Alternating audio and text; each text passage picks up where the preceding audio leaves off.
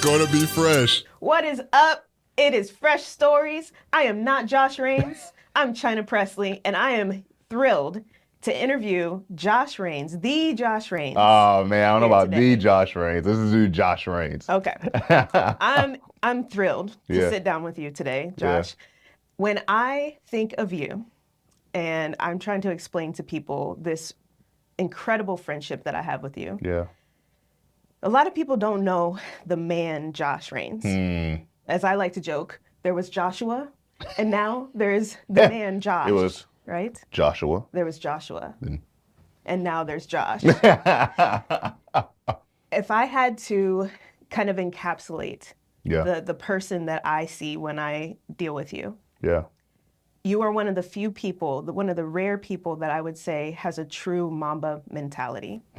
I put you in the same category as Kobe Bryant. We could just stop. We could just stop the tape right now because that's all I needed. I love that. I love that. The man, the way that he perfected his craft, the way that he cared so much, he never left anything on that floor, right? Or he left everything on the floor. That is how I see you. And so I would love for you to kind of dive into why you have that type of Mamba mentality. Tell us a little bit more. Yeah, I think a lot of it, honestly, Chynna, kind of stems from like my childhood quite a bit. So I was always an avid sports player.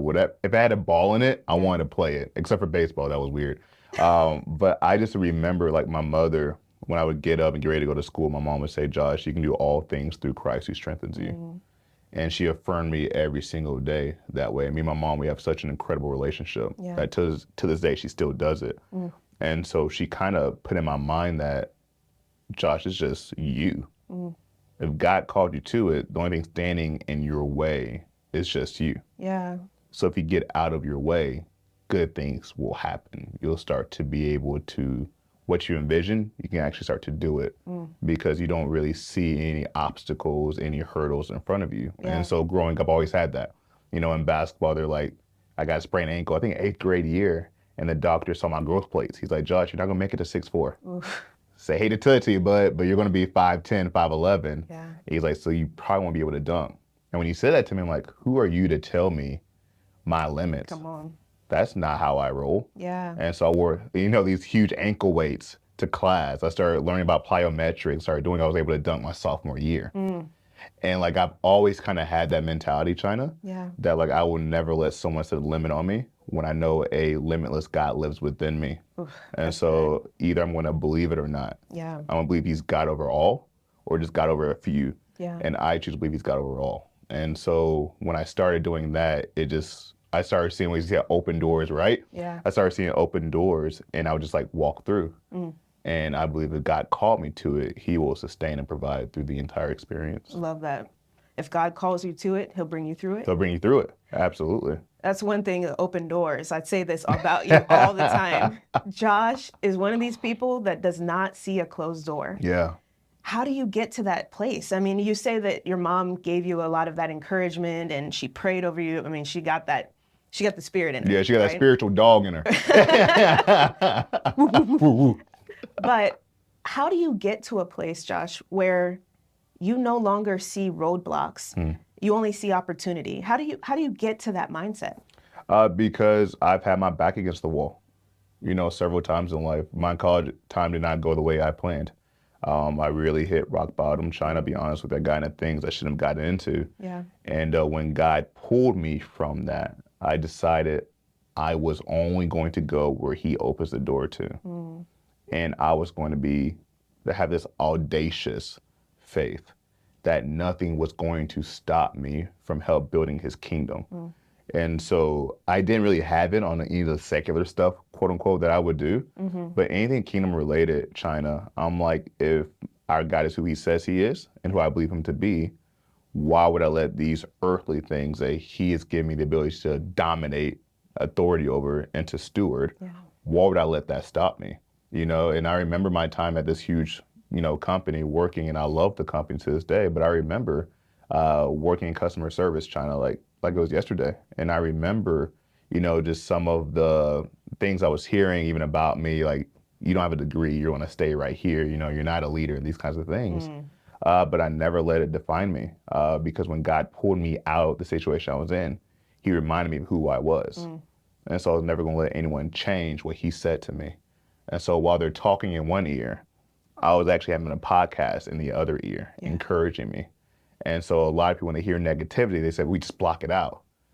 But I like to replace negativity with positivity. Oh, I like that. I like to replace insults with compliments. I like to replace just the attacks with love. And that's what I was doing. So as you were telling me, I'm not a leader on one hand. I'm listening to Craig Rochelle, Carrie Newhoff, T.D. Jakes, all these amazing leaders tell me I am in the other ear. Ooh. And so I think sometimes in life, we just block out negativity, but we don't ever feel that space in our mind with what God says who we are. Replacing it. Replacing it. I like that. Absolutely. You have to replace those soundtracks in your mind. Yeah. Josh, we can dive into some of that. Yeah. But I would like for you, I don't think everybody knows where your roots are, where you started. Yeah. And how you ended up here. Absolutely. So share a little bit of that journey. Yeah, so I grew up in Waycross, Georgia. Go Dogs. Huge Georgia Bulldog fan. But I grew up, my dad actually was, I think, the first African-American doctor in our town. Wow. So I have two older sisters that are incredible. As you talk about Josh, you don't see any, closed doors. I have to give credit to like my sisters. Okay. Because they blazed their own trail. Yeah. And so I saw them blazing it, and I thought, man, I need to catch up to them. So I'm gonna blaze my own trail too. I love it. And so my oldest, Crystal, she was the first Black valedictorian in our area. Okay, Crystal. I know. I think she bad. All right. But then my other sister, my middle sister, Alicia, she was like, I can't be taught by her. So she became the second Black valedictorian in our town. Okay. Right? I was like, all right. And then Josh has graduated. So Hey, you made it through. Hey, I made it through. I made it through. Listen, I made it through. And so I've always had them to look up to. Yeah. They were always accomplishing amazing things. And I didn't see myself any different. Yeah. And so I ended up coming from Georgia to my senior year in Fort Wayne, Indiana, Homestead High School. I did my last year there, then went on to school IUPUI, and then came back to Fort Wayne, Indiana. So it's crazy to see where I am today. Yeah. Not even like things that the Lord has done through me to accomplish, but more like, how did I end up in Fort Wayne, Indiana? I'm married, the love of my life, Brittany. She's amazing, got 2 dogs. Yeah. We live I was about to say quiet, but that's not true. I've seen that dog. I've seen that wolf you call a dog. It's not quiet. We live a rambunctious life, for sure. And literally just kind of being led by the Spirit. I don't say that tongue in cheek either. I truly spend a lot of time praying and figuring out, God, what are you calling me to do? Yeah. And it's crazy because when I hear people say, like, God called me to this thing, I'm like, man, I get jealous. Because they hear God called me at the same time, simultaneously, to several things. Ooh. Several things. Wow. And I used to think I was, like, weird. I'm like, man, I'm like, why can't I just have this one thing? Right. But God's like, no, I've called you to several because I'm going to be walking hand in hand with you. And at the end of you is the beginning of me. Yeah. And I'm giving you the capacity to do several. There's a term for that, and I think you've heard me coin it a couple of times. Yep. Multi-potentialite. It's a China-ism. It's not, it's not a China-ism. I promise somebody else created it this time. But it's essentially this idea that God has created you to be somebody who, like you said, is called to do multiple things. Yeah. And so you might feel ignited by something in this moment. Right. But sometimes that fire kind of fades away. Yeah. And I think we carry a lot of remorse or baggage sometimes when we go all in on something and we put our heart into it, and then all of a sudden we don't have the passion for it anymore, so we jump on to something else. Yeah. Because this world tells us that we're supposed to find one thing and we stick to it. Yep. And so how do you resonate with this idea that we serve a big God? And we serve this big God who has big ideas and big dreams and big visions for us. Yeah. Right? And how much of this, do I follow these passions? Do I follow what ignites me in this moment resonates with who I know who God is and what he can do in my life, right? Yeah. I think the term that comes to mind when I think of you and navigating those spaces is intentional. Yeah. Intentionality is a big part of who you are. Absolutely. Share Yeah. a little bit about that. Yeah, you know, the Bible talks about coming as you are. It doesn't say come as 10% of you, Yeah. come as 25% of you. It comes as 100% of who you are. And so if that's the case, why would you want to use 100% of who we are? Love that. And that's always been kind of like my mantra in a way. And you do that through intentionality, Yeah. right? And so like I know that God's given me all of this, but he also has given you and all the other teammates that we have around me also incredible and unique gifts. And one of the things that I love doing is empowering. Yeah. Because you can have all these talents in the world, but if you don't have an amazing team around you, it makes no difference. Yes. Because you're not supposed to do it alone. Yeah. You know, God's called us to link arms. I think sometimes when we link arms, one's ahead of the other. And I think the way I like doing it, the way I enjoy it, honestly, is if we're all side by side. We're all side by side because we're all called. Yeah. My calling is no different than yours. Yeah. My skills are no different than yours. You may use in different areas, but they're all special. It's all the same. And so when we look at each other as equals in that kind of way, just trying to advance the kingdom of God, Yeah. so much more gets done. You advance so much faster that way. Yeah. Try running with someone and you're ahead of them and you're just dragging. It doesn't work well. No. But when you're lockstep and step, Yeah. you know, you have God, you know, like lock arms with God on one side, person, and you're just moving Yeah. in that direction. You've seen it. Yeah. The pace picks up. It does. You scale faster. Yeah. And it's like, what in the world? Like we just dreamed this, and now there's like hundreds of people coming to something we just dreamed. Yeah. It's because we're lockstep with the Lord. Yeah. And when you're lockstep with the Lord like that, you can be all of who you are. And your community accepts all of who you are. Yeah. You know, and I think it starts first with just showing them that you care. Yeah. You know, like Chynna, you know, I care about you. Yeah. And because I care about you, you've seen that and you reciprocate that to me and you care about all of me. Yeah. And so that's why you don't like, that's not a crazy idea, Josh. Like you take it, you receive it. That's right. Because you care about all of who I am. And that wouldn't start if I wasn't intentional with you by the time I spend with you to be present with you. That's how it starts. I think another buzzword would be vulnerability. Vulnerability. And I think the reason you and I have connected on such a deep level as friends is because we're not afraid to be vulnerable with each other. Absolutely. You've shared so much of yourself that allowed me to be able to know that I am safe around you. Yeah. Right? You also have communicated so much that you see me. You've observed, you've taken your time, you've learned who I am. Yeah. And you tell me what you see. Yeah. And you're right. Yeah. Every single time. And on top of that, when I say safe, I don't just mean that we coexist with each other and we can laugh and have a good time, which we do. We do. We laugh all the time. But I also say that it creates a safe space for loving correction. Yeah. And I think that that is a gift in friendship that most people never get to experience. Yeah. To have somebody who sees you well enough to know when you step out of line and not only recognize it, but to be able to speak into it and say, hey, what you did was not okay. Yeah. You know, and I hear you, I'm listening to you, but I think there's a better way you can do that. And you and I have had multiple opportunities to feed into each other that way. Yeah.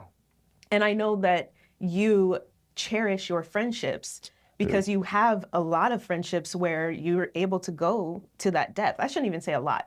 You're friends with a lot of people. Yeah. But that true vulnerability, that connection there, that's reserved for just a few people. Absolutely. It was a learning experience, right? Because I wanted to be that way with everyone, right? And I got burned in the process of that. Yeah. And I used to blame the other person for it. Like, man, they hurt me. But what I didn't realize is I was overstepping their boundaries because I wanted to bring them close because that's what I wanted. But I never stopped to see, man, do they want that from me? Wow. That's deep. And instead, I told them, I was like, man, it's your fault. You hurt me. But I never even discussed with them the rules of engagement. Wow. I never spoke to them about, is this what you want in a friendship? Are you looking for a friendship? I never took them into consideration. Yeah. And so now when I enter in, it's a whole different ballgame. Yeah. I enter in slowly And then I start to ask questions or to see where they're at. Are they looking for community? Do they want community? Instead of forcing mine on them, Yeah. I kind of just sit back and I kind of just observe and I just listen. Because my friends, your closest friends, and God gave me this illustration the other day, they're going to lower you. They are. And there's two places that could be. Number one, they could tear off the roof and lower you to the Lord. Ooh. Or two, they can lower you to your grave. Oof. And so I want to be the friend that can tear off a roof and lower you to the Lord. And I want friendships around me that care about me so much where I may not see that I'm lame, Yeah. but they see it and they can bring my eyes back to him. That's powerful. So powerful. So one thing that a lot of people don't know about you, you were young. Let's just put it out there. You know, right? black don't crack. I could be 50 right now. No one can tell. We love that. We love that for you. A lot of people don't know that your hand has been behind a lot of really great things in this community. Yeah, I appreciate that. Maybe you're not comfortable sharing all of those things. I will honor that. Yeah. But I would love it if you could speak just a little bit to the business mogul that you are, the mastermind, the brains behind some of the incredible things that God has blessed you with to be able to help this community. Yeah, absolutely. I think God blesses with the strategies to steward. And I've been able to just kind of work hand in hand with some amazing leaders to help steward things, you know, as the racial divide that hit.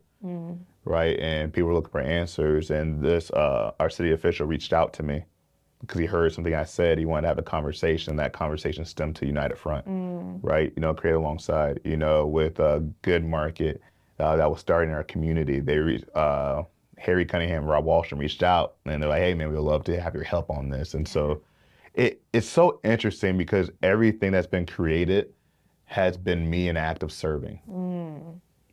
I've never had any business that I know of right now that has been just to make me money or make me any kind of revenue. It's always been to solve a problem and to fill a gap and to serve, you know, and that's kind of one thing that I've seen. And I remember Chynna, I thought the only way I could serve is being on a stage. Like playing basketball, I thought that's the only way I can serve is someone sees me. But I found so much magic and so much just, I don't know, fun is like staying in the background and kind of moving like a chessboard a little bit in a way. It's like putting pieces together, seeing skill sets.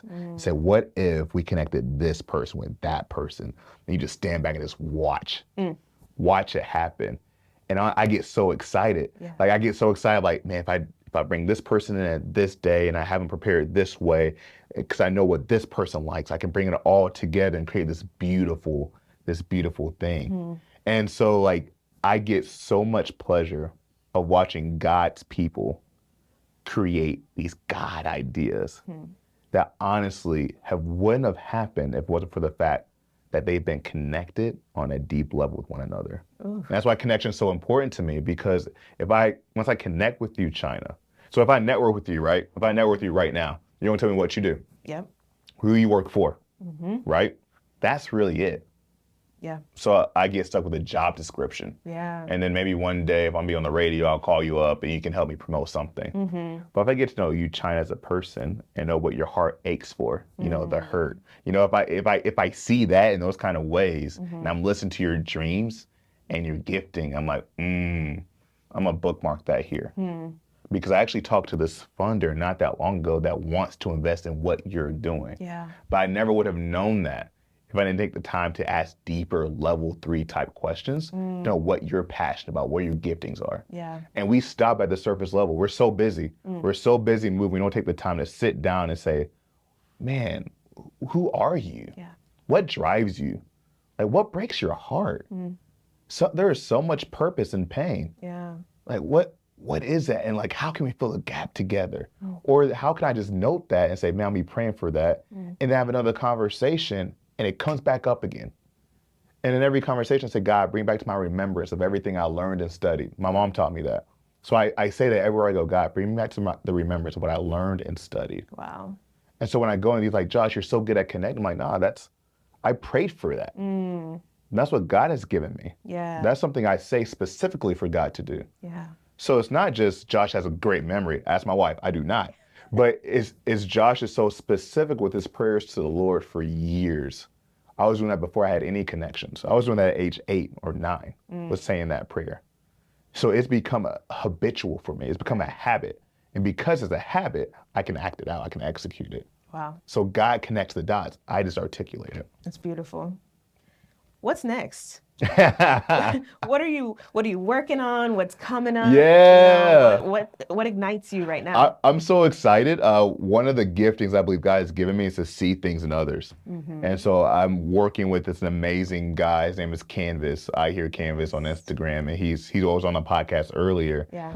And working with him on some really cool things. We have a lot of amazing gigs coming up. Yeah. And then we honestly, on top of that, we have this Canvas stream. Okay, tell us more. Super excited about that. It releases April 4th, 2024, where we have mixed mainstream beats with Christian lyrics. That's so cool. I love dancing to a rhythm, but if I can dance to a rhythm that also worships the Lord at the same time, Yeah. you got me.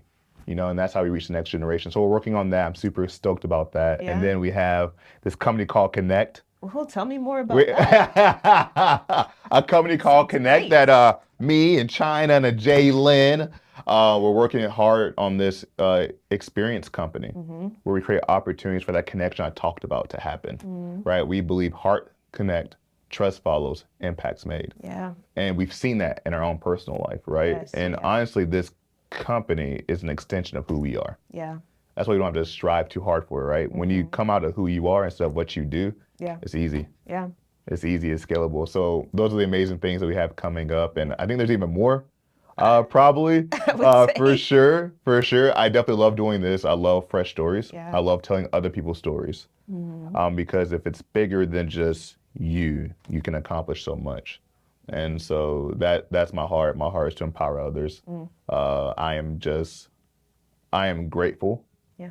And so out of my gratitude, I want to be a person that I needed in my darkest days. Oh, And so that's why I'm doing it. That's why I do the things that I do. That is my why. I love it. Josh, thank you so much. Yeah, my The pleasure. man, the myth. I don't know if the legend yet.